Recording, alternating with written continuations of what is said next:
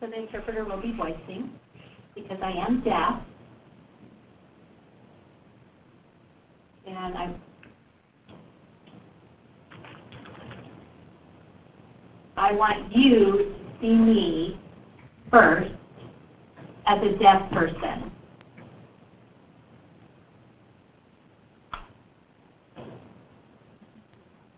Who does not see well?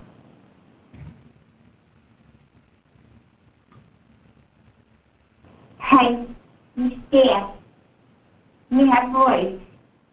You can see any of the shadows in front of me. But you need to learn me on IH's evaluating. But me is talking for myself. And to let you know how good IHS is. More on deaf people like me to see I live alone. I don't have people to help me on IHS when she comes. I used to cut her hours, and that makes it less help for me at home. The bathroom, shower, help with laundry. I can go to the store with the people come home, but I just don't think you're not willing to stop today. You can answer being in the room, but there's a lot of things I go through, and there's other deaf who don't have computers. So how are they going to do time card on computer? My phone storage full of lots. I have to use to communicate and talk to my caregiver on phone, because she don't know that. So it's all wrong in here and work. But it's sad when I go on computer and people got videos now, don't even know words, don't even know interpreter. So how am I supposed to know anything to help me in the home or in the community or to go somewhere or to find out things we need to know about? How am I going to know any of those things? And I don't have a ear person around with me all the time. The only time I have a ear person is when caregiver shows up. But all these issues, and then when she ends up sick and she can't come, then it's all wrong. We need backup. But they also need to realize they're nurse. They help at home. They clean around the home. They're doing 2 jobs. 2 different. Their pay should be more. They also should be able to have insurance for them and family, not just them alone, because without family and their kids, how are they going to do that? They have to pay money out of the pocket just to do things, doctors, and things like that. And that's very hard. And then you've got the gas going up. And then you're lucky you ate at the end of the month. The caretakers can't show up because they're still ready for check because they had to come. And mostly all holidays, it's always late. It's hard for them. And they do holidays, and payroll needs to be on top of holidays, not behind, not late. It's hard on the families to be able to get these things. But I need to support you. And nursing home is not good for us when it comes to the bathroom. And we tell them we got to go bathroom. They tell us to wait. They got to go do someone else. Then by the time they get back to us, we pee our pants, them out of dust, because we didn't know. That's not fair. But that's in a nursing home. But being told, like, don't like you're in jail or something we can do, particularly on this disabilities. I have a heart problem, I have asthma, I have muscular disease, I have rheumatoid arthritis and bone disease.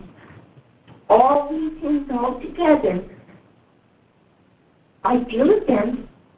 I do best I can, and I go to doctors. A lot of listen doctors. But I have to have caretaker with me because the interpreter nurse of doctors can see me. It's not like me, a young person, to be able to do all the things that you all can do. And it's not fair on me when you want to send me to see the doctor. I know a interpreter, and I'm lucky as caretaker can come. And you guys don't put it down for that. You don't let us have those things.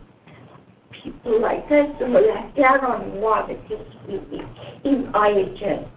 And funding are getting cut, we need funding, and all the things. But please don't take IHS away from you or others. Feed it, please increase it, and all the other programs. I'm so proud I have IHS to be in a home. I have lived on streets many times, and because people's voice was not good, they didn't know sign language, and interpreters wasn't ran around a lot, and but people to get interpreters did a lot here in the community. And we kind of what the people do, and we not give up.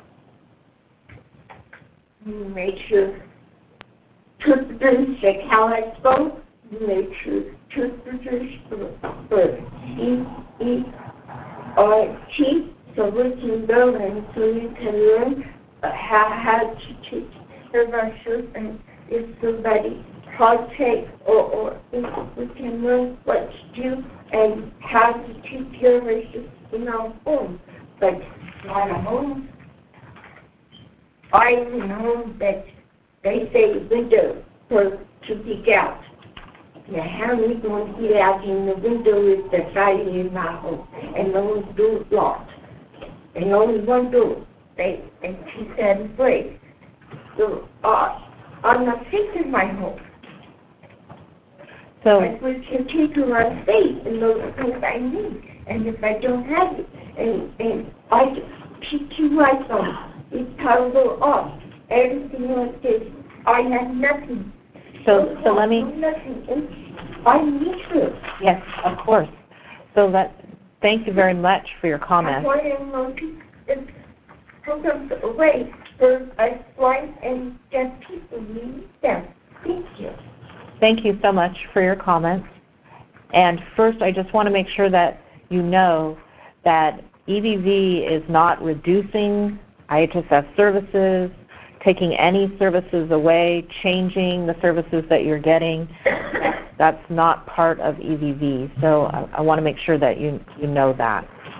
Do you want to go back to the phone, Betty? Yeah. But can we do... If you haven't made a comment yet, let's take one or two more in the room, and then we'll go to the phone and we'll come back to the room. What I was going to suggest is take this photo out for accessibility so that people here can be up in the front. Sure, that's fine. That was my suggestion to you, is remove this row and get these people up here so that you can hear them. That was my suggestion. That's fine.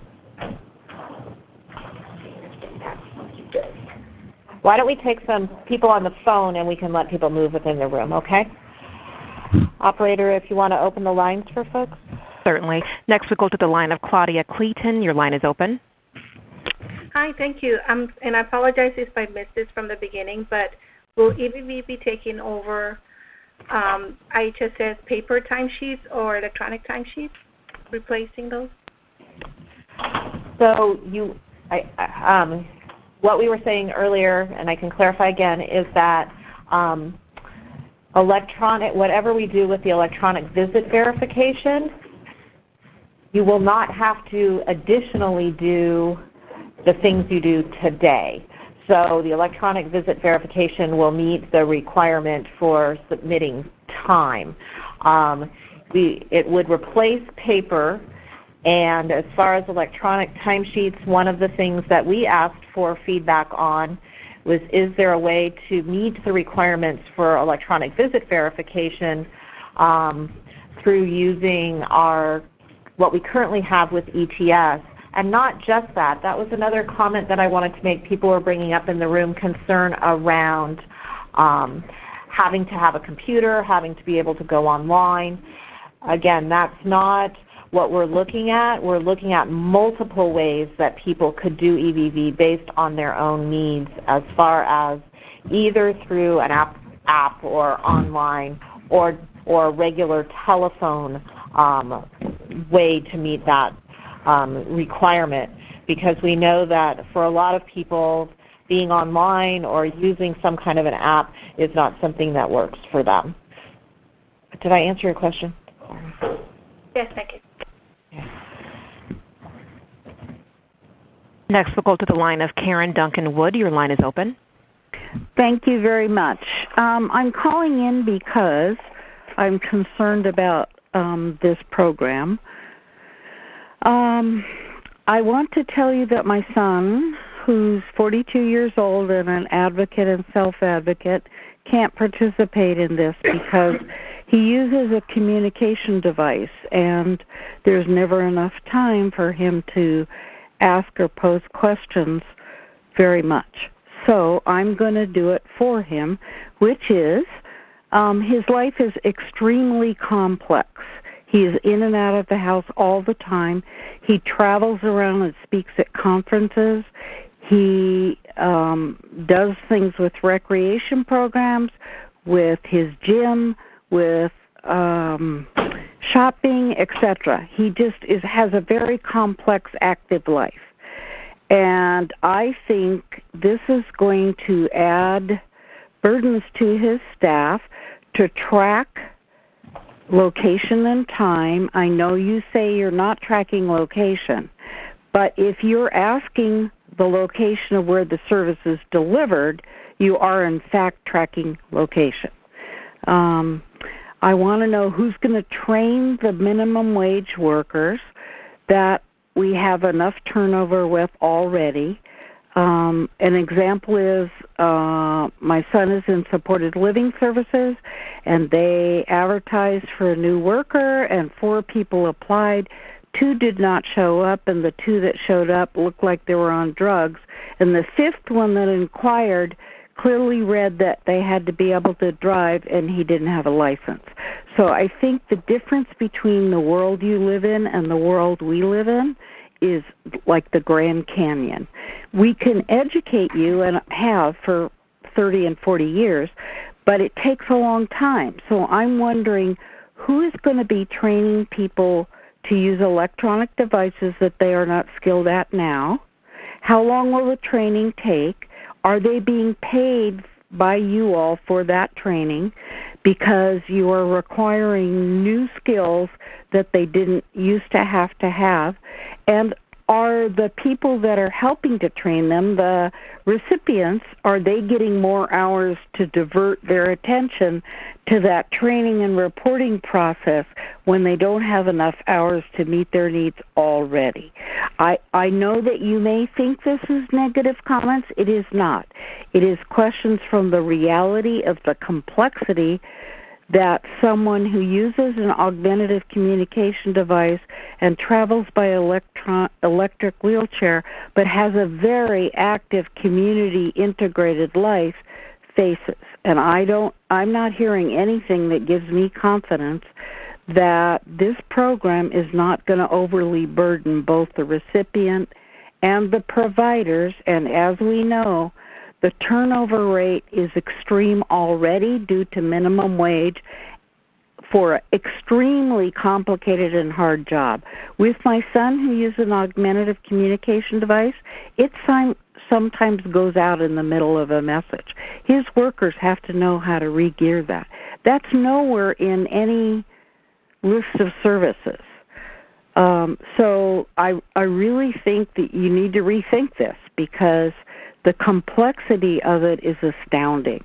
I would just urge you to try to keep track of every one of your minutes and hours during the day on all the things you do on your job and at home, and see if that doesn't give you some insight into the barriers that you're going to reach trying to implement a program whose basis is really fear of fraud. And the number of people that are committing fraud are about 1 to 100 people who should have this service and don't.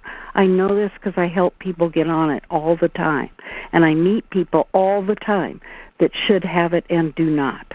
So to me, the real problem is not people committing any fraud. It's people getting way underserved. Thank you very much. Thank you for all your input. Thank you, Karen. Next, we'll go to the line of Stephen Hinkle. Your line is open.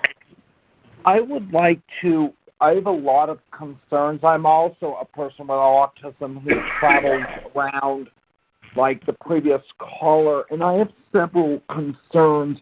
My first one is I've been hearing from people in other states, first of all, like Ohio and Louisiana and other places where this has been implemented, where some of the companies put in a thing where it detects fraud if you go more than 1,000 feet from the thing. I know you mentioned California's not doing this, but I, like the other caller, have an active lifestyle. I travel to conferences. I drive myself. The whole bit. And one of the things I think we need to make sure of, the first one is privacy, because how much with this so-called location field, what are they going to do with the data that's submitted? That is one of the key questions I have, and there's some others, but I'll go on to those. But one of the things is, where is this going to be purged after how much time? Is this going to be used for any kind of marketing or selling of information? What about hacking? I'm very concerned about this. And we also need to make sure that this is not like parole, doesn't turn out to be like parole.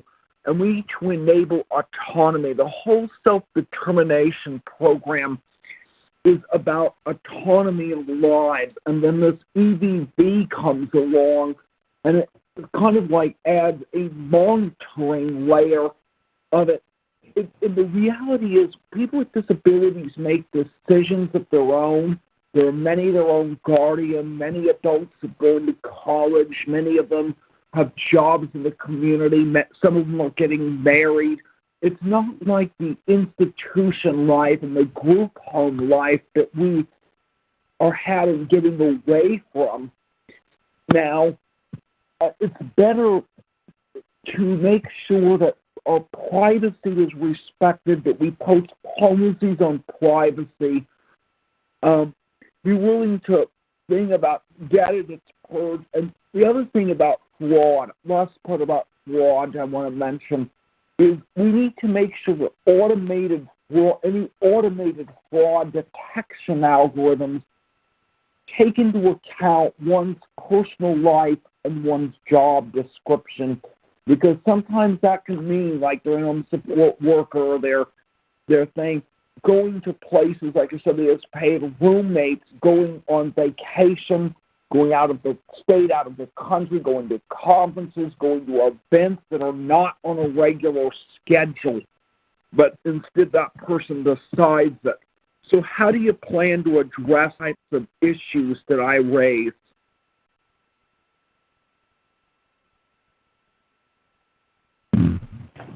Hi, this is Sarah Diaz. I'm, again, the systems person. So I can assure you, as Debbie said, we don't know exactly what the solution is going to be. But I do know that we have to apply the same very rigorous standards for privacy and security of data that we do with our system today. As you know, with medical data and private data, there's very strong regulations, and we comply with those always. So we're HIPAA compliant, we're NIST compliant. All data is, when it's encrypted as it's sent anywhere, it's encrypted when it's at rest. It's never shared with any other entity other than the program itself. So I can assure you those same strict standards would apply to anything that we would build for EVV.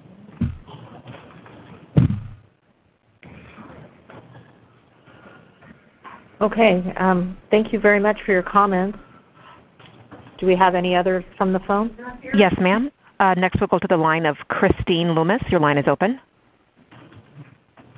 Thank you so much for this opportunity to speak. And many of the previous callers have covered the concerns, but I would just like to kind of capture and perhaps pinpoint where I see a lot of the concerns are. And the first one, of course, being that many eloquent advocates have talked about why EVV should not be in place at all, that it is a huge burden financially on the program at very little benefit in terms of, as the previous caller mentioned, supposed fraud and control of providers. That aside, which is a huge aside, I would like to just capture and pinpoint what I feel most people are concerned about, and that's very similar to my own. I am an IHSS consumer.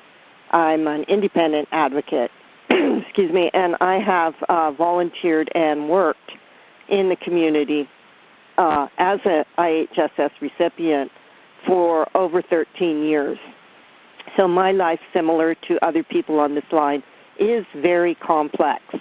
And I have managed to do the things that I do because I have providers that go above and beyond the call of duty.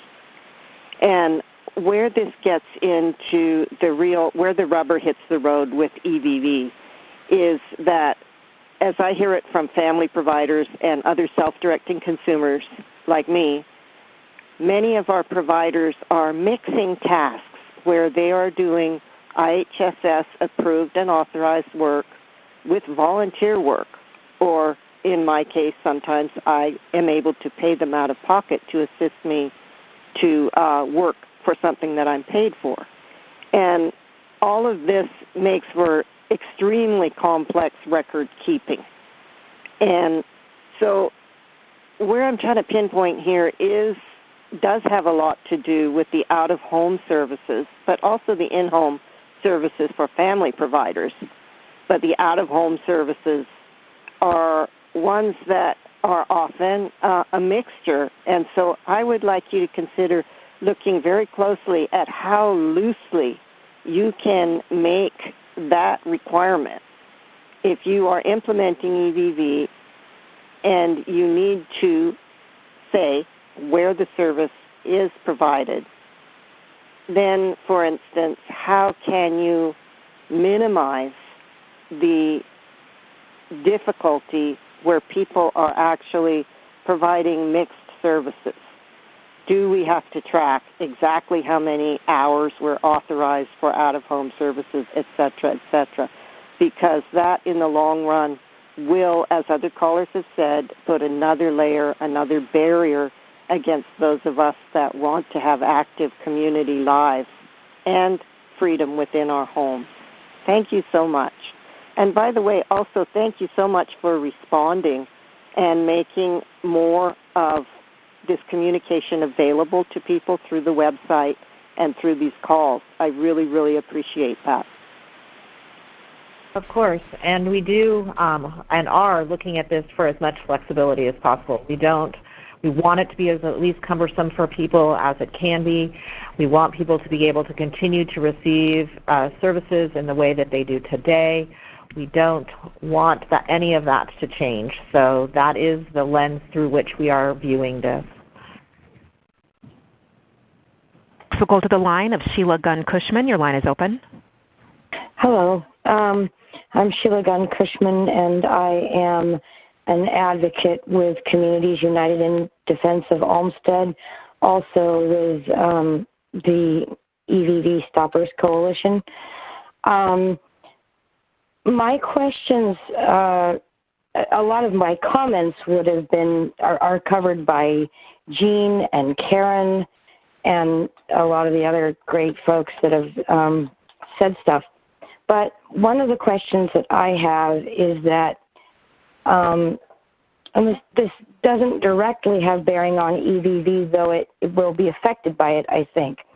For example, laundry is assumed that it will take a half hour to do a load of laundry. I've never been lucky enough to do a load of laundry in half an hour. A lot of the IHSS tasks are not, what's the word I want?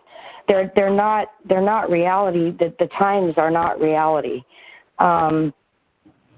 They don't match the real time of how long things take. There is an assumption of multitasking, which doesn't always occur. For example, I don't have laundry on site, so my worker has to go and be there so that things don't get stolen and can't just run off and do something else. Workers do a lot of things, as has already been pointed out, that aren't listed in our hours, but the things that they do that are listed may take longer. I'm also concerned, I think the ticklers thing is a great idea, and I'm not being sarcastic, I absolutely mean that, but I'm concerned that if you are doing it, or if you do it by a weekly method, gauging how much it would be during the week, I could see a situation where there might be 1 week where there's maybe more overtime than another week and there's less, and things can go between time periods in the month, between the two timesheets in the month. And I want to be sure that that is addressed, because the trouble that I've seen my worker go through is that she, if there's something like that, it's not accounted for very well. And I'd like to see some of these other things that are ill-planned or were planned 40 years ago. I'd like to see them be reevaluated if we're going to do all this other stuff, because I think that people are going to have a lot of problems with it. And I want to reiterate the question that somebody asked about who's going to train these people? And for that matter, who's going to train the state? Because I hate educating. There are people who like it.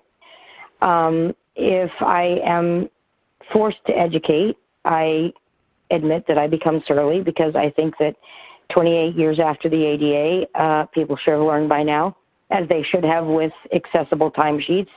They didn't learn that until less than 5 years ago. So, and this program's been going on for 40 years.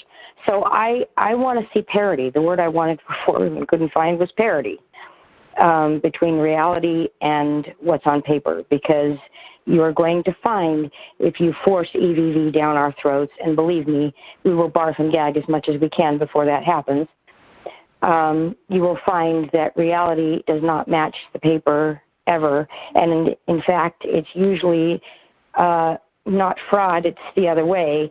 The employer is doing their best to try to balance things out for the provider, who is doing way more than they do on paper. Thanks. Thank you for your comments, and I will just touch on a couple of things. One being that, can you guys hear me? Yeah? Okay. Seems, I keep trying to pull it close.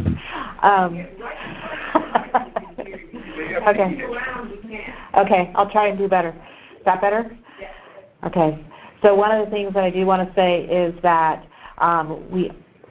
we aren't looking at people checking in and out at a service level. People, we totally understand and know things may go over one day and under another day, and we're looking at much broader things. I worked between this time, and I did this type of service.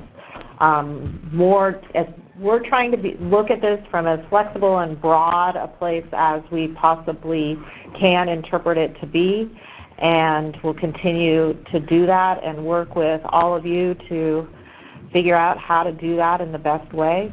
I also wanted to just touch on training, and with anything that we decide to do, there will be a full and extensive outreach and training plan to support this, that the state does, that the counties do, that everyone who's willing will help us with. So we know that that will be a huge, important piece of anything that we proceed with. I'm just going to do a time check here. We're at 2:35. There's a couple of other pieces of the agenda that we wanted to finish, that we wanted to cover. Maybe what we'll do is take about 5 more minutes worth of comment and then finish up with those couple of areas that we have remaining on the agenda. I kind of went off track and went directly into comment periods. We've taken quite a few from the phone, so why don't we finish up here in the room.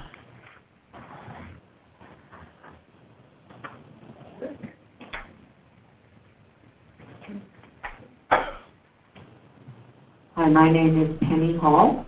I am a disabled senior and an IHSS recipient. Unlike we talked about family and individual. I have no family, and I am concerned about aging. I'm already feeling myself go downhill. But the way people have talked about what we know is about a 30% turnover of attendants. 2 out of 3 of my attendants are older than I am. At some point, they're going to want to retire. And I dread that because I have seen all around me the kind of people that show up or don't show up for interviews and all of that. It's really HE double golf sticks. And I know that you can understand that from a theoretical point, maybe some from an experiential point, but what scares the hell out of me is having to go into a nursing home because I cannot find attendant care and I do not have a family to take care of me. And I think that the nursing home industry and the nursing home lobby are going to do very well out of this, because it's going between not finding people and then not having them show up or be willing to be trained and do stuff, and then our care diminishes, our health problems get worse, our health goes downhill, and it's quite likely I could end up in a nursing home years before I have to, and that's simply because of the onerous layers that we put on our attendants. And you've heard, of course, about the poverty wages, and I'm living on poverty wages. I have no savings, I have no income other than SSI. So my survival depends on being able to work the system in a positive way. I have cognitive impairment. I have to have attendants help me do all the keeping track of and, checkbook balancing and other kinds of stuff that my brain just shuts up. I can't do it. So all these people that are talking about how much work they have to put in on their timesheets and how they have to run a really tight ship. And not all of us can do that. Not all of us are capable of doing that. Not everybody has the educational background to be able to do it. And to put a whole other level up on top of our attendance. I hate the thought of doing it to the attendance I have now. I really hate the thought of trying to find people and making it so much harder. And I'm active in the community. I live a complicated life. You've heard that from people. I do a lot of things that are all positive things and that require assistance to do them well. And I don't want to give up my apartment, give up my life, and move into a Medi-Cal nursing home because of how we are basically messing up and screwing over our attendants and us as well. And I think the only people that come out of this is the nursing home lobby. Thank you for your comment. I know there's a number of people left in the room that want to make comments, so if you can keep them short so everybody can get the chance to say something in our last 5 minutes here. My name is Kevin Rath with California Resident Association and California Supported Living Network. I have a simple question. Will you agree to set up a parallel track to start addressing concerns of the service provider community and people with developmental disabilities? Because the IHSS community is huge, and although we have things in common, our services are delivered through agencies, through the Department of Developmental Services, and we submitted 6 pages of comments, and we haven't heard anything back from you. And we understand that this is, I don't want to take away from the IHSS community, so I really think that we should be doing a separate track here. Please respond. Yes, we will be doing outreach, particularly in that area too. This is kind of where we started because it has the earlier time frame of 2019 that the majority of folks in that area there are some agency models that are personal care services, yes, and we are looking at that with this, but we will continue to look at the agency model as well and have some specific work around that too, yes. Hi, my name is Mark Hall, and my comment's fairly short. It's less than 2 minutes. And I wanted to take a wider lens here. I think it might address some of the resentment in the community about EVV. So I want to highlight some thinking outside the box. You know, in Nordic countries, they don't have a fraud problem. Their publicly funded programs are by and large universal. That is to say, there's no means testing or complicated red tape. How do they do it? It's simple. They share the wealth. It's really program integrity, Scandinavian style. Yeah, they have high taxes, but people mostly get what they need. Jobs, housing, healthcare, education, and yes, generous home-based assistance for the disabled and elderly. And they're fairly happy people. But we, by contrast, the richest country on earth, we're not very happy.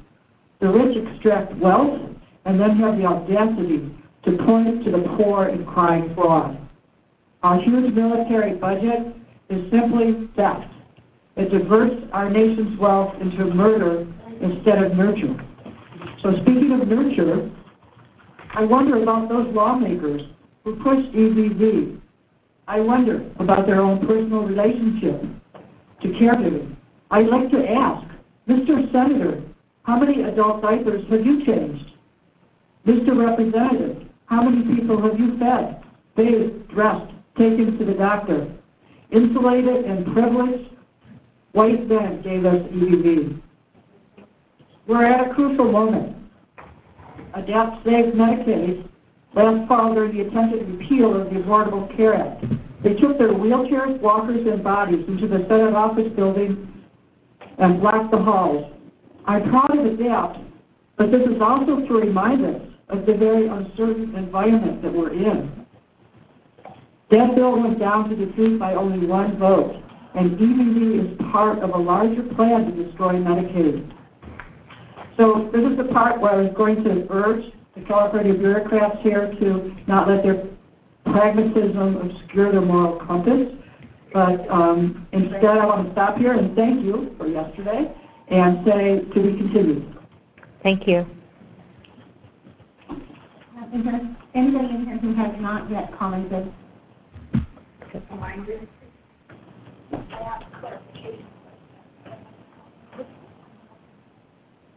will be short. My name is Hannah Carpolo, and I'm an IHSS provider, and I've been working since 1981 in IHSS. So I know a lot about it, and I've worked for a lot of people in the community in Berkeley and Oakland. And I know from us. It is extremely hard to find anybody who will do this work. I have a nonprofit. It's called the Personal Assistance Resource Center, and I'm trying to recruit people to do this work and give them the information they need to find the right path for them in home care. There's going to be 200,000 jobs in home care in the next 7 years in California alone. It's really critical that we make this field, that we make this job more attractive, not less attractive. I can't even get into job fairs in Alameda County because we're not offering minimum wage in most of the municipalities in Alameda County. And that's just outrageous that I can't even look to find people to do this work. And so I really appreciate it yesterday, and I appreciate everything I've heard today. Really excellent comments. Thank you so much. Thank you.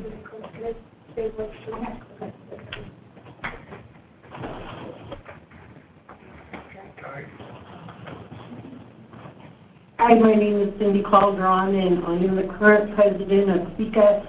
Yesterday I drove down here just to remind everyone that there are pockets in our state that no landlines exist. So that is something you're going to need to consider. I know all of this isn't your fault, and I thank you so much for sitting up there and listening to us all.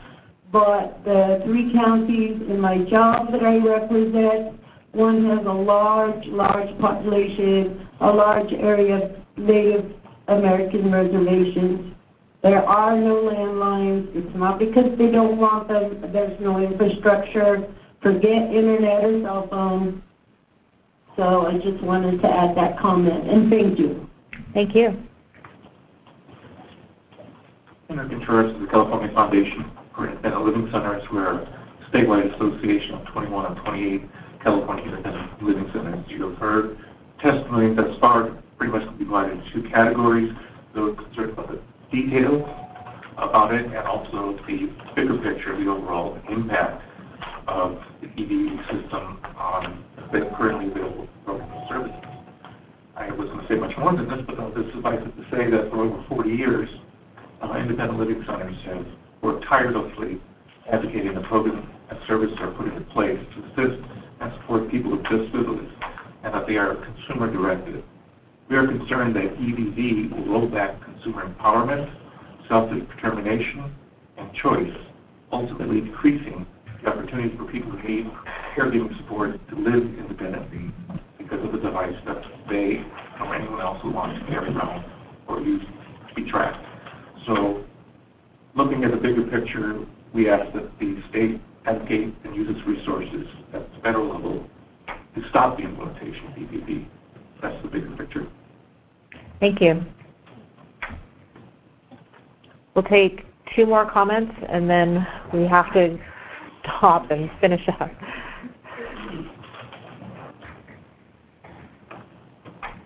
Thank you. Vishal Razi, Alameda County, IHSS, State Legislative Committee. You had brought up a really good thing about minimum wage in this state, in the many counties.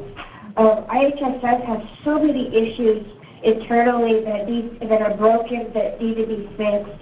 EVV, if being implemented, is just going to add more bureaucracy, and it's just going to add more complication to a system that needs to be fixed. And it's time that we look at the infrastructure of IHSS, fix that first. Please, it's an easy thing to be, just go ahead and implement whatever the federal government wants. But for us to really say, hey, IHSS is really good in California, we need to fix the issues we have. Thank you. Thank you. One more.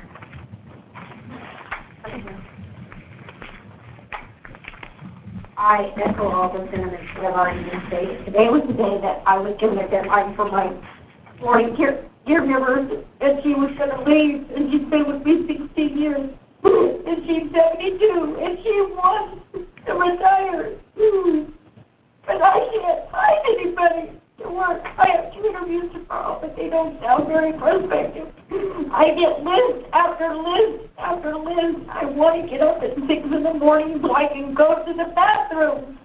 I can't go from the time at night till I get up in the morning. And this system, IHSS, is completely freaking broken. And I am so discouraged. Now you also said EVV replaces the current timesheets. I've been doing paper timesheets for years for all my providers on advanced pay. I keep copies of everything so I don't get subjected to some other penalty or payback penalty. And that I'm supposedly responsible for. I know I'm an exception. Not everybody can keep Excel spreadsheets and do paper timesheets. And the burden now with EVV sounds like every day I'm going to be tracking and adding up my hours every single day. At least my IHO hours give me some leeway. I don't have enough IHO hours, but no matter how many hours I have for IHO, I can't find anybody to work those hours, all those hours. And once my mother died, she's 78, and she also takes care of my dad who had pancreatic cancer. And he's lucky to be alive, but she gives him 7 insulin shots a day. And in between that, she's helping me. And when other people, community providers can't come, she's always there. But when, and on Saturday nights, I go over to her house so I can see my family and spend time. Because having people around constantly can also be tiring on a person. And they also know how to help you when you're sick, your family. But soon that will come to an end. And then that is the point. Soon I will come to an end, too, with the current system. I don't have EDS services. I don't qualify, even though I've been disabled since age 6, because I don't meet one of the 5 categorical disabilities that the state allows to get those services. And this is absolutely wrong. And I'm sick and tired of having to come every year for over 35 years or more to advocate for this program for IHSS. I mean, my email is IHSS_advocate@yahoo.com. What does that say? I've been advocating for this program and for disabled access for all those years, uncompensated, because I care. And I have friends also who have, are, young, and I've been facilitating, helping them, find work and get, they got a job and they're living on their own. So, their provider arrives ahead of them to start cooking their meals, and when they get home, they can eat. Okay? There are things that happen in life that this does not contemplate. And how am I supposed to separate out my IHSS services from my IHO services? Can't do it. Thank you. Thank you. Before we wrap up here, we did want to go through with you our stakeholder engagement plan, and I'm going to turn it over to Carol. You'll come up or wherever you're going to do this from, to walk through our continued collaboration with you all.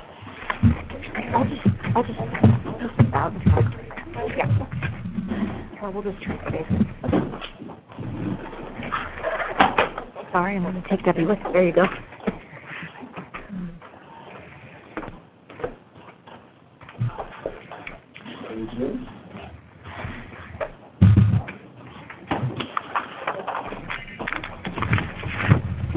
Hello, can you hear me? Did you turn it off? Yeah. Testing. Find another solution. Okay, good afternoon. My name is Carol Fortlander. I'm going to review the stakeholder engagement plan. For those folks on the phone, hopefully you found all the materials on the CDSS website. If you want to, you can go to cdss.ca.gov and just put in the search function EVV, and it should take you to the stakeholder website page. So first we start with the EVV stakeholder engagement vision statement, and I'll read it since I actually want to review all of this. The state intends to comply with federal law in a manner that respects recipients and providers, does not alter their homestead protection, and minimizes state costs relative to federal penalties. The state is committed to a thoughtful implementation process inclusive of stakeholders. The state has not decided how or when EVV will be implemented. Therefore, California will not be fully compliant with the federal implementation date of January 1st, 2019. And so this plan is really intended to engage the recipients, providers, stakeholders, counties, and the legislature as we continue exploring the development of EVV and implementing it in California. Number 2, we are committed to ensuring all communications, meetings, and materials are accessible to all stakeholders. Number 3, so in terms of how we want to engage, the first thing we did was we're developing or maintaining a consolidated EVV stakeholder email list. Many of you may have requested to be added to the list already. We created a website to centralize information about EVV on the CDSS website. We established an EVV email address so that we could send out information, which I hope you've received information from that EVV email address, but also so we could accept comments online. We've established a postal address so that those who don't have computers and want to submit comments or feedback, you can send it to us by mail. We're encouraging anyone who's interested to sign up for our EVV distribution list. And if you RSVP to this meeting or use the sign-up sheet outside, we're automatically going to add you to our distribution list, so you don't need to contact us again. Encourage your friends and family if they would like to be added as well. We're going to convene and record regular stakeholder meetings like today. As Debbie mentioned, we had some technical difficulties, but we intend to put this first meeting up and this one posting on the EVV website. We're going to schedule small group listening sessions and conference calls. For example, we've agreed to participate in the monthly SECA call to provide updates as they're available. This is the beginning of one of the handouts today of a frequently asked questions list, and we've been capturing questions today, so we'll continue. It'll be a living document. We'll continue to try to update it with new questions and answers as we can provide them, and we're going to create a fact sheet. We're also going to develop PowerPoint slides with talking points for stakeholders to use in communicating with your constituents, so for labor, associations, et cetera. And you'll be able to drop that into your own presentation, but we'll also give you guidance on how to use it. We're going to disseminate information about EVV, the website, and the stakeholder engagement process by creating a timesheet stuffer for IHSS providers and ask that they share that information with recipients. We're going to email providers and recipients who are registered in the electronic timesheet system. We're going to request labor organizations, advocacy organizations, associations, and any other interested organizations to distribute all of our informational notices and materials that we are distributing. We're going to request regional centers distribute information to their impacted service providers and recipients. And we're going to try to disseminate monthly EVV updates to the EVV distribution list. So it may not be much information every month, but as information is available, we haven't decided when yet, but we're going to send out a monthly update just to keep you posted on current events. Oh, and then we're also going to request labor and advocacy associations, et cetera, establish a link to our EVV website so consumers, recipients, anyone who's interested can more easily access the information. Next is the timeline, and I'll just take it up through January. So we did receive, and you have copies of the 2 CMS presentations that were provided in December and January with CMS. To date, that's all the guidance we've actually received. We are expecting to get FAQs and an informational bulletin, but as it was noted earlier, we don't know when that information is coming. We are now looking at future stakeholder meetings after today. We haven't planned those out yet, but we will be reaching out and getting input on those. But some potential discussion topics could be continued discussions about your concerns and what you want to see in a system, looking at the federal guidelines and the rulemaking if it's ever released, the frequency of the meetings that we hold, our proposed approach to EVV and statute that's required for that, systems design and development, focus groups, and county training and outreach and education. So we'll continue engaging you on this throughout the entire development process, including implementation. So one thing we could do, or that we've thought about doing, and we'll get input on this, but as Debbie mentioned earlier, we could mirror the the electronic timesheet system stakeholder engagement process, and that was 5 stages. So in the first stage, the department collected concerns and desires and developed a prototype. Then convened providers and recipient focus groups to demonstrate the prototype and seek feedback on it, and then presented the prototype to legislative staff, labor unions, CWDA, and waiver personal care service providers. Got their feedback, continued to improve the prototype, and then piloted the prototype in a county or counties to inform additional improvements. And then taking all of that feedback before finalizing the system to ensure it's a user-friendly system. And then, given the size of our state, we would expect to do a phased rollout across the state. That last piece was kind of around the point of developing the actual tool itself. It didn't include all this other stakeholder involvement around how something would actually be implemented, training would be done, and that would also be a part of this process. I want to really thank everybody that came and was on the phone and shared all of their input, their concerns, their feedback. It's truly appreciated, and thank you. We'll do this all again soon. You know anything when the next meeting is going to be? You know, we haven't scheduled it yet. We need to kind of absorb all of this, figure out, okay, what's the next thing to do. Yeah. Yeah. Point of clarification, can you clarify again about the that and others have made about the living service, the regional center funded home care? As far as agency model? Well, or as far as the way the CMS guideline, or at least the information they put out, clearly home health agencies, the deadline is 2023. And but the home health was 2019. Yeah. So was there something different that you received? No, I was talking about, so personal care services, and all I was trying to say was, in this state, we have over 500,000 people that receive it through an individual provider model, and that's what we were talking about today. That doesn't mean that we aren't also looking at agency model, and we will have some conversations separately on that particular thing as well. Yes. Okay, yeah. gotcha. Thank you.